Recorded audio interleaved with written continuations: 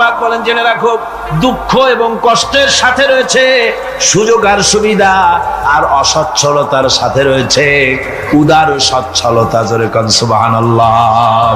কাজে ভয় পাওয়ার কারণ নাই, হতাশ হওয়ার কারণ নাই। মন আশায় বুক বেঁধে রাখো। গুনাহ করেছো, হতাশ হয়ো না। যুবকদের গুনাহ করা স্বাভাবিক। ইউনিভার্সিটির ছাত্র, কলেজের ছাত্র, প্রফেসর, শিক্ষক, অফিসার ঘুষ খেয়েছেন, জিনা করা হয়েছে, মদ খাওয়া হয়েছে, মিথ্যা কথা বলা হয়েছে, যাই কিছু করেন না কেন ভয় পাওয়ার কারণ নাই, নিরাশ হওয়ার কোনো দরকার নাই। আল্লাহ পাক ডেকে বলেছেন, কুল ইয়া ইবাদিয়াল্লাযীনা সারাফু আলা আনফুসিহিম লা তাকনাতু মির রাহমাতিল্লাহ। আরে আমার আল্লাহর মতো এত ভালো আর কেউ আছে? এত দরদ আর কারো আছে? আমার আল্লাহ বলেন, ও নবী আপনি শোনায় দেন, হে আল্লাহর বান্দারা, তোমরা যারা নিজেদের উপরে বাড়াবাড়ি করেছো, নিজেদের উপরে জুলুম করেছো, অত্যাচার করেছো, আমি আল্লাহর রহমত থেকে নিরাশ হয়ে যেও না।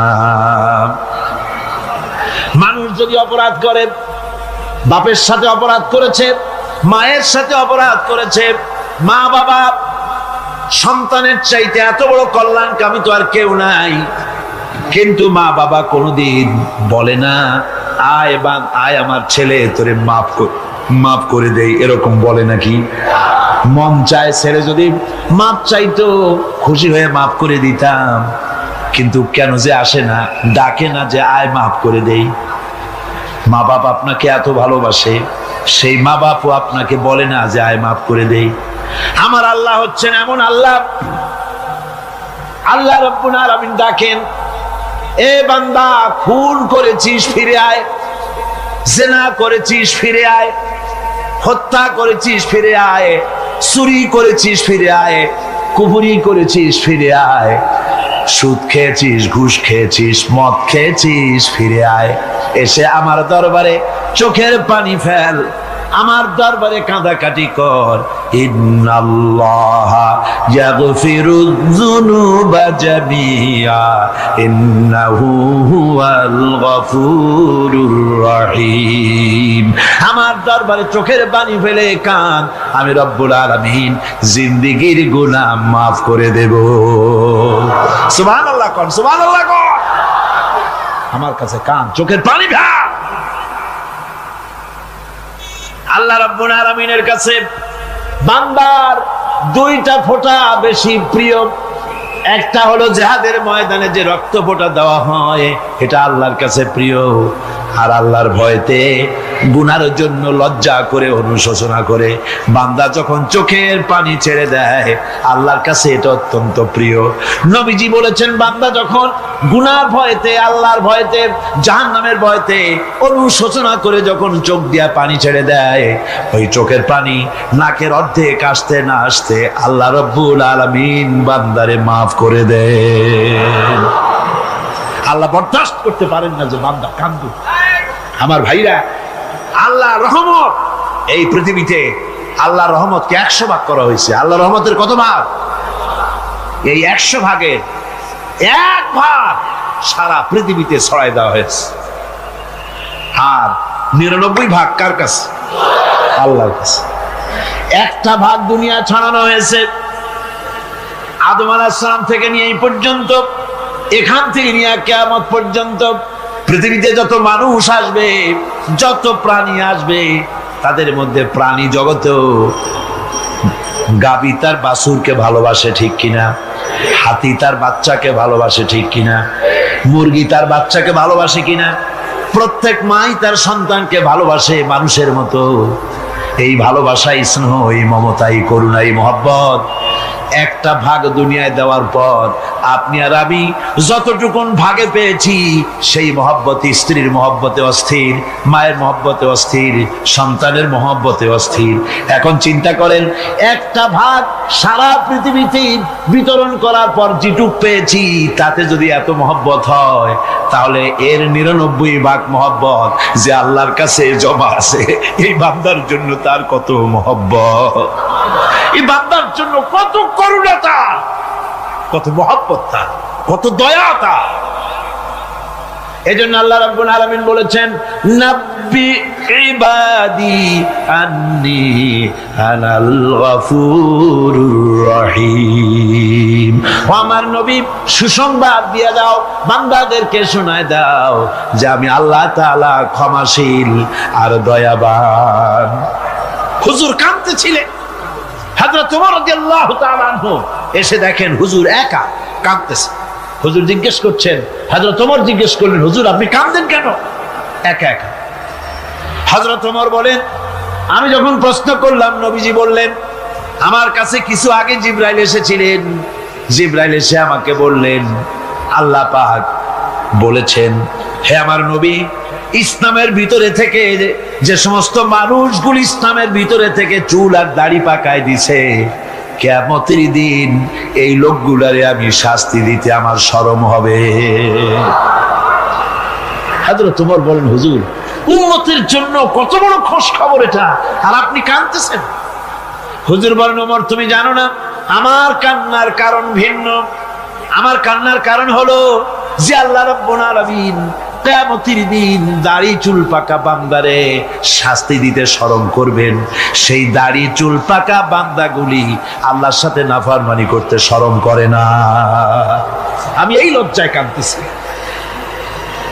ভাইরা, হুজুর আল্লাহ পাক বলেন, ও আমার নবী, রাতের আধারে যখন একটা বুড়া আমার দরবারে হাত উঁচু করে, একটা বুড়া মানুষ রাতের আধারে যখন আমার দরবারে হাত উঁচু করে আর যখন বলতে থাকে, রব্বুল আলামিন আমার পেছনের জীবনটা বড় খারাপ করেছি, এমন কোন কাজ জীবনে করি নাই যা তোমার কাছে কিছু দাবি করতে পারি, সব রকমের নাফরমানি করেছি, আজ আমি বুড়া হয়ে গেছি, কামাই করতে পারি না, ছেলে আমাকে চোখে দেখতে পারে না, পুত্রবধূ আমাকে ঘরে জায়গা দেয় না, আমার স্ত্রী আমাকে দেখতে পারে না, রোজগার করতে পারি না, হাঁটতে পারি না, চলতে পারি না, সবার কাছে আমি পিতা হয়ে গেছি, আমি দাঁড়াতে পারি না, কোমরে ব্যথা পাই, হাঁটুতে ব্যথা পাই, চলতে পারি না, কানে শুনতে পাই না, চোখে দেখতে পারি না, আর তোমার কাছে কিছু চাইয়া নেব এমন ভালো কাজও করি নাই।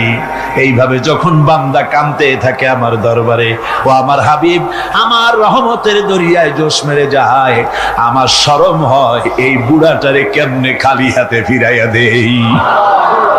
সুবহানাল্লাহ, সুবহানাল্লাহ। আমার আল্লাহর এত দয়া, আমার আল্লাহর এত মায়া, এত মহব্বত। আমার আল্লাহ রাব্বুল আলামিন বলেন, وَإِذَا سَأَلَكَ عِبَادِي عَنِّي فَإِنِّي قَرِيبٌ। আমার হাবিব, আমার বান্দা আমার ব্যাপারে প্রশ্ন করে, আমি বান্দার একদম নিকটে। কোরআন শরীফের ভিতরে যত জায়গায় রাসূলকে বলা হয়েছে সুয়ালের কথা, আপনাকে প্রশ্ন করা হয়, আল্লাহ তার জবাব কুল এই কথা বলে জবাব দিয়েছেন। যত জায়গায় সুয়াল এসেছে, যেমন কোরআনে কারীমের মধ্যে আল্লাহ পাক বলেন, ওয়ায়াসআলুনাকা আনিল মাহিদ, মেয়েদের হায়েজ সম্পর্কে জিজ্ঞাসা করা হয়, কুল হিয়া আযা, হে নবী আপনি বলুন। এভাবে করে কুল দিয়ে জবাব দেওয়া হচ্ছে। আবার প্রশ্ন করা হচ্ছে, ওয়ায়াসআলুনাকা আনিল আনফাল, এই গনিমতের মাল সম্পর্কে হুজুর আপনাকে, হে নবী আপনাকে প্রশ্ন করা হয়। আল্লাহ কুল দিয়া জবাব দিলেন, আল্লাহ বলেন আপনি বলেন। ওয়ায়াসআলুনাকা আনিল খামরি ওয়াল মাইসির, আল্লাহ পাক বলেন নবী আপনারে প্রশ্ন করা হয়, কুল ফিহিমা ইসমুন কাবীর, আল্লাহ কুল দিয়া বললেন তুমি বলো। আবার বলা হলো, ওয়ায়াসআলুনাকা আনিল আহিল্লা কুল হিয়া মাওয়াকিতু লিন্নাস। নবী, আপনাকে প্রশ্ন করা হয় চাঁদের ক্রমবর্ধমান এবং ক্রমহ্রাস, এই যে বাড়ে আর কমে, পূর্ণিমা হয় অমাবস্যা হয়, কেন হয়? আপনি বলুন, কুল, আপনি বলেন, এটা আমি অক্ত এবং সময়, বছর আর দিন গণনা করার জন্য পৃথিবীবাসীদের জন্য বিনা পয়সায় একটা ক্যালেন্ডার বানাইয়া আকাশে ঝুলাই রেখেছি। এভাবে যত জায়গায় এসেছে আপনাকে প্রশ্ন করা হয়, তত জায়গায় আল্লাহ জবাব দিয়েছেন কুল, আপনি বলেন। গোটা কোরআন শরীফের ভিতরে এই একটি মাত্র জায়গা যেখানে বলা হয়েছে আপনাকে প্রশ্ন করা হয়। আল্লাহ এখানে বলতে পারতেন কুল, আপনি বলেন, আল্লাহ তোমাদের নিকটবর্তী, এভাবে জবাব হয় না। এটা কায়দাটা হলো এই, আল্লাহ বলতেছেন ওয়াইজা সালাকা ইবাদি, ও আমার নবী, প্রশ্ন তো আমার বান্দারা আমার ব্যাপারে করেছে, এবার আপনার জবাবের কোনো দরকার নাই। প্রশ্ন আমার ব্যাপারে, আমি নিজে জবাব দিয়ে দেই, ফা ইন্নী কারীব। ও বান্দা, আমার ব্যাপারে প্রশ্ন করেছিস, জবাব আমি দেই, আমি তোর সবচাইতে বেশি নিকটে। সুবহানাল্লাহ, কত নিকটে? وَنَحْنُ أَقْرَبُ إِلَيْهِ مِنْ حَبْلِ الْوَرِيدِ।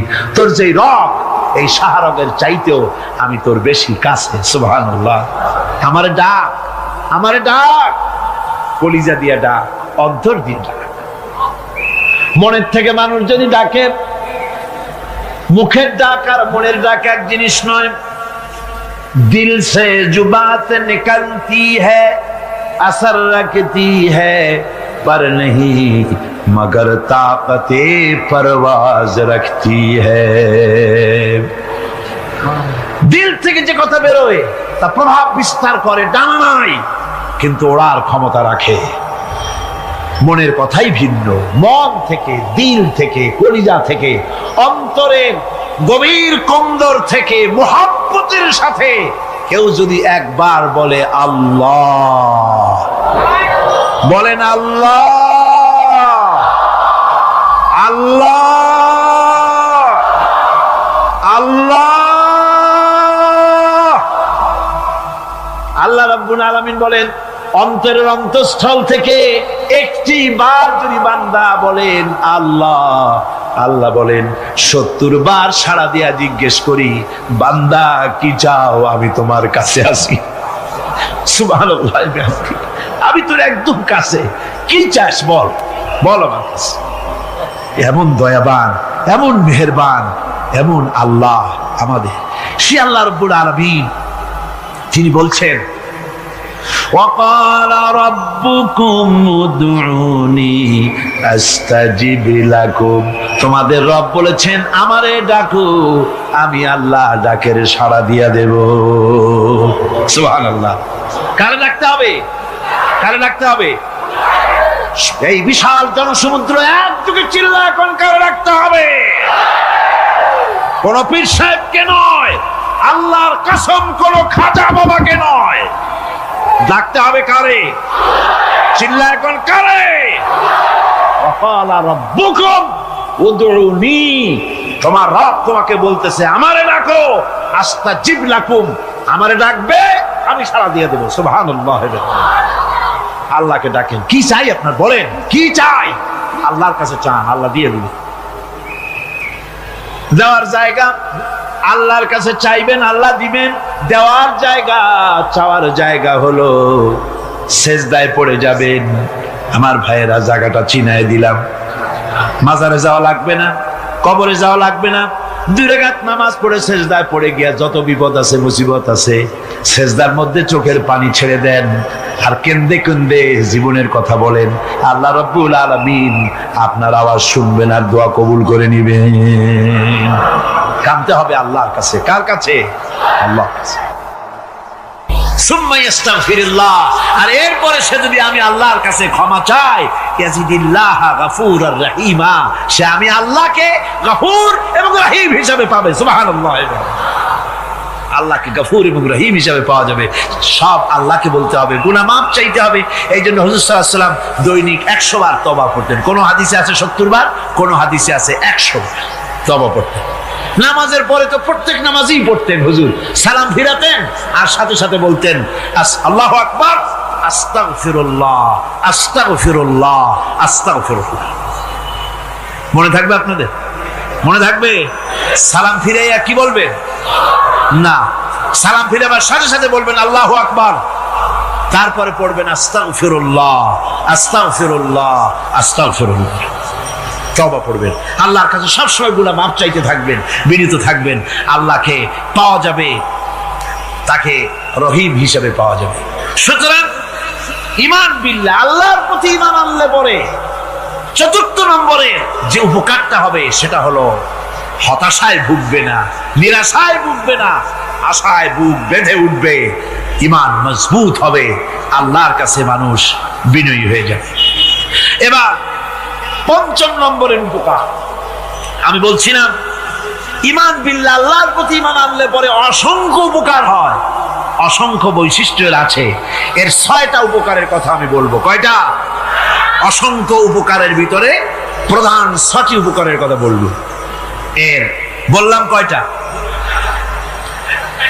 4টে বলছি। এবার বলো পঞ্চম উপকারের কথা। আল্লাহর প্রতি আপনি পূর্ব পশ্চিমে কতবার মুখ ঘোরালেন, এটাই কিন্তু আপনার আসল সৎ কাজ নয়। আসল সৎ কাজ হলো আল্লাহর প্রতি ঈমান আনা। এই ঈমানের ব্যাপারে 3টা দিন আমরা পার করে দিলাম, এখনো কথা শেষ হয় নাই।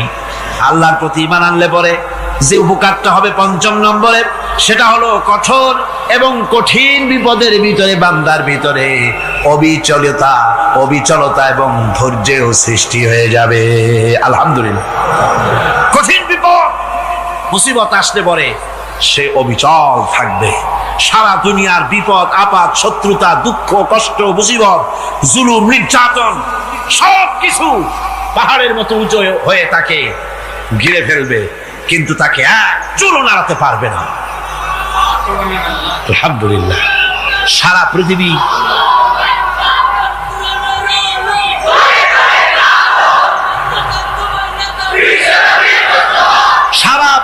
একদিকে আর সে একা একদিকে থাকবে। বিরোধিতা তো হবেই, বিপদ তো আসবেই। কবি বলতেছেন, সাথে জাকা রহা হ্যায় अज़ल से ता इमरोज, सतेजा का रहा है अज़ल से ता इमरोज, चरागे मुस्तफावी से शरारे बुलहबीस। সে আবহমান কাল থেকে শুরু করে মুস্তাফা সাল্লাল্লাহু আলাইহি ওয়াসাল্লামের দীপ শিখার সাথে আবু জেহেল, আবু লাহাবের অগ্নিস্ফুলিঙ্গের টক্কর লেগেই আছে। রাসূলুল্লাহর আল্লাহর দেওয়া এই বিধান, এই দ্বীনের বাতিটা টিম টিম করে জ্বলেছে। আর গোরকি, টর্নেডো, হাজার হাজার মাইল বেগে হেরিকেন এসেছে, গোরকি এসেছে, টর্নেডো এসেছে, টাইফুন এসেছে, কিন্তু এই আলো নিভাইতে পারে নাই। সুবহানাল্লাহ। এই আলো নিভাতে পারে নাই। এই শত্রুতা চিরকালের, নিভাতে পারবে না। কারণ হচ্ছে আল্লাহ রাব্বুল আলামিন বলেছেন, ইউরিদুনা লিইউতফিউ নূরাল্লাহি বিআফওয়াহিহিম ওয়াল্লাহু মুতিম্মু নূরিহি ওয়ালাউ কারিহাল কাফিরুন। ওরা চায় মুখের ফু দিয়ে আমার আলোকে নিভিয়ে দেবে, কিন্তু আমি আমার আলোকে পূর্ণতা দান করব।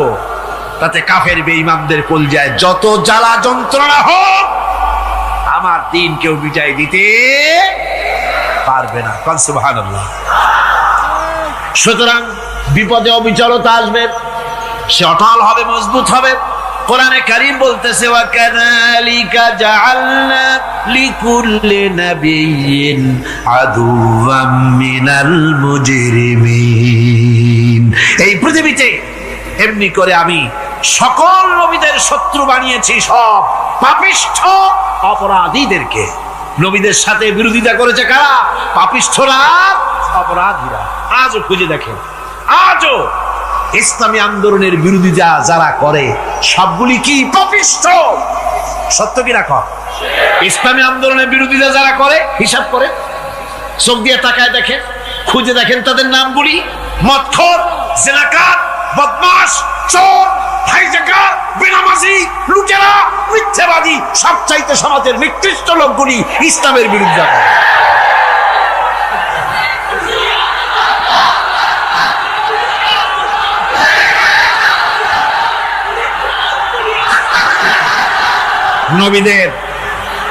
নবীদের শত্রু আল্লাহ বলেন সব যুগে নবীদের সাথে শত্রুতা করেছে পাপিষ্ঠরা। আল্লাহর কথা, কার কথা? সকল যুগে নবীদের সাথে শত্রুতা করেছে পাপিষ্ঠরা, নিকৃষ্ট ধরনের অপরাধীরা। সুতরাং নবী রাসূলদের অবস্থা যখন এই, তখন দ্বীনের দাওয়াত যারাই দেবে তাদের কিসমত এরকম হবেই। এই বাধার মোকাবেলা তাদেরও করতে হবে। এই যে বাধাটা আসে, এই যে মারে, অপরাধ কি? এই যে তারা চোর বা ডাকাত যাদের মারা হয়। আল্লাহ রাব্বুল আলামিন বলেন অপরাধ হলো ওয়ামা নাকামু মিনহুম ইল্লা আইয়ুমিনু বিল্লাহিল আজিজিল হামিদ। অপরাধ হচ্ছে ইমানদার লোকদের উপরে নির্যাতন চালিয়েছে, অন্য কোনো কারণে নয়। কারণ একটাই, তারা আল্লাহর জমিনে আল্লাহর দ্বীন প্রতিষ্ঠা করতে চেয়েছে, আর কোনো অপরাধ নাই। জমিন আল্লাহর, জমিন কার? এই বিশাল জনসমুদ্র গর্জে উঠুন একযোগে বলুন জমিন কার? আইন চলবে কার? এখানেই সংঘর্ষ বেঁধেছে আবহমান কাল ধরে। মানুষ অত্যাচারিত হয়েছে, সাহাবায়ে কেরাম অত্যাচারিত হয়েছেন। বুখারী শরীফের হাদিসে এসেছে রাসূল করিম সাল্লাল্লাহু আলাইহি ওয়াসাল্লামের কাছে হযরতে খাব্বাব গিয়ে উপস্থিত হয়েছিলেন। হযরতে খাব্বাব বলেন, হাদিসটা এভাবে লেখা হয়েছে বুখারীতে, ওয়ান খাব্বাব বিন আরিদ রাদিয়াল্লাহু তাআলা আনহু قال شكونا إلى رسول الله صلى الله عليه وسلم وهو متوسد بردة له في ظل الكعبة। রাসূলুল্লাহর কাছে গেলাম, কাবা শরীফের কাছে গিয়ে দেখি নবীজি একটা চাদর গায়ে দিয়ে তিনি আরাম ফরমাচ্ছিলেন কাবা শরীফের ছায়ায়। সেখানে গিয়ে বললাম, আলা তাস্তানসিরু লানা আলা তাদউ লানা ইয়া রাসূলুল্লাহ, হে আল্লাহর রাসূল, আপনি কি আমাদের জন্য আল্লাহর কাছে দোয়া চাইবেন না? আপনি কি আল্লাহর কাছে আমাদের জন্য সাহায্য চাইবেন না? আমাদের লোকগুলিকে, মুসলমানগুলিকে মারতে মারতে তো শেষ করে ফেলে দিল। তারা আমাদের সুমাইয়াকে মারলো, আমাদের খাব্বাবকে উটের সাথে পায়ের দড়ি লাগায় টানলো, আমাদের খোবায়েবকে তারা আগুনের উপরে চিৎ করে শোয়ায় রাখলো, না খায় রাখতেছে, মারতেছে, কষ্টে তো শেষ হয়ে গেলাম। হুজুর, আপনি কি আমাদের জন্য দোয়া করবেন না? হাদিস শরীফে এসেছে নবীজি উঠে বসলেন সোজা হয়ে। নবীজি বলেন, ও আমার সাহাবী, ও খাব্বাব, শোনো, তোমাদের আগে এই পৃথিবীতে যারা দ্বীনের দাওয়াত দিতে এসেছিলেন তাদেরকে সমকালীন রাষ্ট্রশক্তি, সমাজ শক্তি তাদেরকে ধরতো। ফায়ুখাজুর রাজুলু, তাদেরকে তারা ধরতো। ফায়ুহফারু লাহু ফিল আরদ, আর তার জন্য জমিনের ভিতরে কবর বানাইতো। ওই কবর ফায়ুজালু ফিহা, ওই কবরের ভিতরে তাকে কোমর পর্যন্ত গেড়ে দিত। সুম্মা ইউতা বিল মানশার, এরপরে করাত আনতো। ফায়ুদাউ আলা রাসিহি, এরপরে ওই করাত তার মাথার উপরে রাখতো। ফায়ুজালু নিসফাইন, এরপরে করাত দিয়া চিরে জীবিত মানুষটারে দ্বিখণ্ডিত করে ফেলে দিত। মা ইয়াসুদ্দুহু যালিকা আন দীনিহি, ও আমার খাব্বাব, এত কষ্ট দেওয়ার পরেও সেই যুগের কোন মুসলমানকে, দ্বীনের দায়ীদেরকে আল্লাহর দ্বীন থেকে এক চুলো তারা সরাই দিতে পারে নাই, এক চুলো সরাতে পারে নাই। ওয়াল্লাহি, ও খাব্বাব, আমি আমার আল্লাহর নামে কসম করে বলছি, লা ইউতাম্মান্নাল্লাহু হাযাল আমরা হাত্তা ইয়াসিরার রাকিবু মিন সানা ইলা হাযরামাউত। আমি কসম করে বলি, আল্লাহ রাব্বুল আলামিনের এই সানা থেকে হাজারামত পর্যন্ত লোকেরা যাতায়াত করবে, সুন্দরী রমণীরা গমন করবে, সদাগরেরা যাতায়াত করবে, টাকা নিয়া পয়সা নিয়া যাতায়াত করবে। তাদের মনের মধ্যে লুটের ভয়, টাকার ভয়, চুরির ভয়, ডাকাতির ভয়, জেনার ভয়, হত্যার ভয়, ধর্ষণের ভয়, কোনো ভয় থাকবে না। লা ইয়াখাফু ইল্লাল্লাহ, আল্লাহ ছাড়া কোনো ভয় থাকবে না। এমন একটা সমাজ, এমন একটা সময় আসবে। ওয়ালাকিন্নাকুম তাস্তাজিলুন, অথচ খুব তাড়াহুড়ো তোমরা করতেছো। তাড়াহুড়ো করো না, সময় আসবে ইনশাআল্লাহ। আমার ভাইয়েরা, আমার বন্ধুগণ, কঠিন বিপদে অবিচলতা এবং ধৈর্যের দৃষ্টান্ত রেখে গেছেন আম্বিয়া আলাইহিমুস সালাম। সুবহানাল্লাহ। কঠিন বিপদে অবিচলতা, দৃঢ়তা, ধৈর্য কারে বলে, তার দৃষ্টান্ত কারা রেখেছেন? আম্বিয়া আলাইহিমুস সালাম। ওনারাই আমাদের আদর্শ, নবীরাই আদর্শ। সাহাবায়ে কেরাম রিদওয়ানুল্লাহি তাআলা আলাইহিম আজমাইন আমাদের আদর্শ। ভাইরা আমার, মুসা আলাইহিস সালামকে ফেরাউন যখন ঘিরে ফেলে দিল, কোরআনের সব কথা গল্প গুজবার ইতিহাসের জন্য লেখা হয় নাই। কোরআনের মধ্যে যা লেখা হয়েছে সব বান্দাদের উপদেশের জন্য, যাতে করে লোকেরা চিরটা কাল এর থেকে উপদেশ নিয়ে নিজেদের তৈরি করতে পারে। জোরে বলেন সুবহানাল্লাহ। মুসা আলাইহিস সালামের কথা আল্লাহ বলেন, ফেরাউন তাকে ঘিরে ফেলে দিল, পালাবার রাস্তা নাই। ফালাম্মা تراءى الجمعان قال أصحاب موسى إنا لمدركون। মুসা আলাইহিস সালামের উম্মতেরা বললেন, হে মুসা, পাকড়াও হয়ে গেছি, পালাবার রাস্তা নাই। তিন দিক থেকে আমাদেরকে ঘেরাও করেছে ফেরাউনের শক্তি। সামনে কি? দরিয়া, আর তিন দিকে কি? ঘেরাও আন্দোলন, পালাবার পথ নেই।